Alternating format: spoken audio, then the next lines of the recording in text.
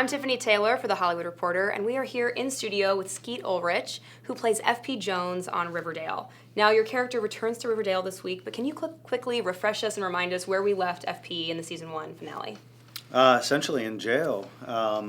He's been framed for the murder of Jason Blossom, and that's kind of where we find him, in trying to get out in court and dealing with obviously a very incapable lawyer, given what he could afford.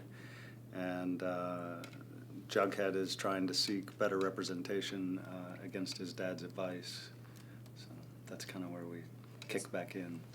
That's awesome. Do you have a favorite scene on this week's episode that you can tease a little bit about? Our DP is phenomenal, and there's a scene where I'm with my attorney and Jughead, and we're sort of getting the lay of the land of what the charges will be, how long I could be put away for. But the way it was shot, just so film noirish and beautiful, and it kind of really did a lot of the work for us. So.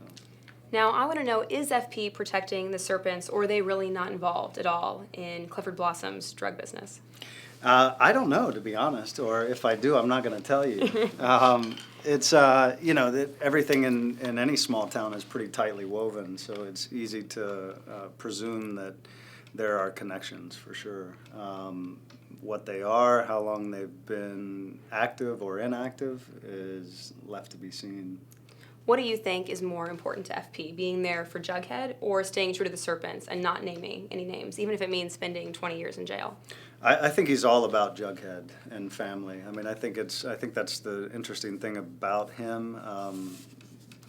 There was something I talked to Roberto about early on, which was that this is essentially, good people can do bad things for the right reasons, and that sort of sums him up. He doesn't have the means that everybody else has. He doesn't have the support that everybody else has, but all of it is in service of Jughead's protection. And some things, you were led to believe last season that he is not a good dad. His intentions are wrong. Yeah, he does fail on a lot of occasions at certain things that good parenting requires, but his heart's in the right place. He's battling a troubled past, a troubled childhood, which you learn a little bit about through this season. So. Very cool. And last season, FP said that he had done some bad things, and now he has to answer for them. Will we learn what those bad things are this episode or this season? Not this episode, but and I'm not 100% sure because we're in the middle of shooting it, how it's going to lay itself out, present itself. But I would assume we'll start to understand a bit of what that is. Yeah. How far are you along in shooting the season right now? We are just finishing the 10th now. Start the 11th on Friday. Will it be 13 episodes like the first 22. Season? Oh, okay. Yeah. It's a long haul.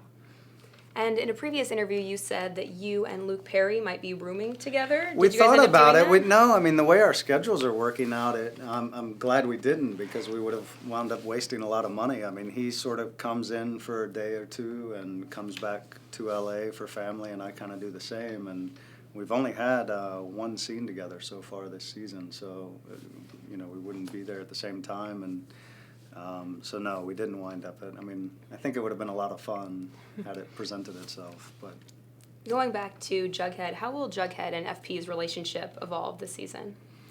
Well, he's slowly becoming more and more his own person and man outside of me. I mean, there is more interaction with the Serpents for him, and the north side, south side battle that is looming requires him to step up a bit on his own, and he's doing that, and it challenges their relationship, and ultimately will further their relationship. How will Jughead's relationship with the Serpents evolve this season? It's ongoing. I mean, we're sort of in the middle of that now. It's a bone of contention for FP and him, his relationship with them. In a previous interview, you said that there will be a lot more deaths this season, and we've already seen that with Miss Grundy getting killed at the end of the premiere. Mm-hmm. Will there be another death in this episode, or can you tease anything? I can't tease it. I mean, it ultimately is a suspense thriller. So one could presume that most likely there will be, but I don't want to give any hints to it. And what can you tease about who shot Archie's dad? Nothing. I can't tell you a thing. What's your favorite part about working on this show?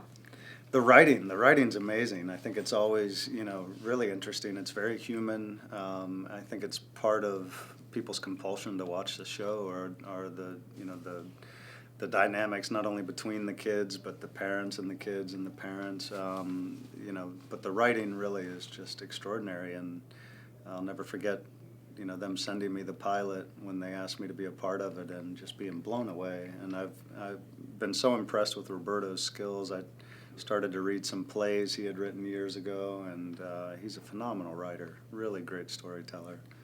So. Has the fan reaction and response surprised you at all? Yeah, I mean, it's big. I've been doing this a long time, and it's the first time I've had to wade through fans to get on set. It's really extraordinary, and I think that speaks to the writing, the performances, just the story in general. I think it also gives kids, a chance to vent. It's right around the age, being a parent of 16-year-olds, where they start to see the flaws in their parents. For a while you idolize your parents, and then you start to realize they're human too, and they make mistakes. And so it's kind of a voice for that, I think, for a lot of people, for a lot of kids, that, things are not always great at home, and this gives it a voice. What's your favorite part about playing F.P. Jones? I think he really speaks to the blue collar, the steel worker, the coal workers, the heart of America, really, that, the people who are trying to do well but just cannot seem to get ahead and continue to try and do well, and sometimes have to do things that they don't want to do just to make ends meet. So to me, it's, he's the heart of the show to me, in terms of, that quality of America, that work ethic, that trying to be better.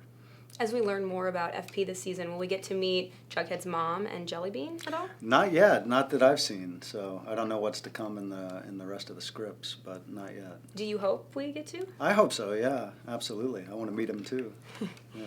And all the young adult actors on this show have now become huge stars since season 1. How have you seen them grow and evolve as actors?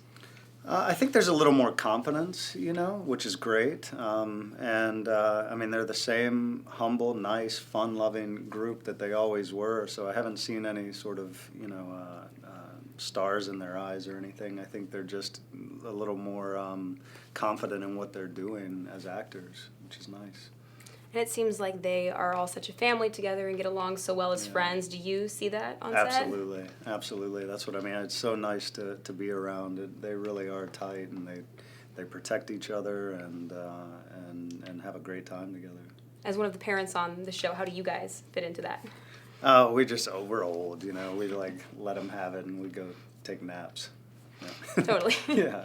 Is there anything else you want to tease about season 2 and what's going on with FP that we can expect? It just gets really interesting the more we go forward. The shadings of that character are a blast to play, and there's some great stuff in episode 8 that when I read it, I was sitting in my hammock at home, and I couldn't help but stand up, and I was so shocked by the writing. So there's a lot of good stuff coming. That's awesome. Well, we can't wait to watch it. And so you can tune into Riverdale on Wednesdays on the CW. Thank you so much for talking to me and for being here. Thank you.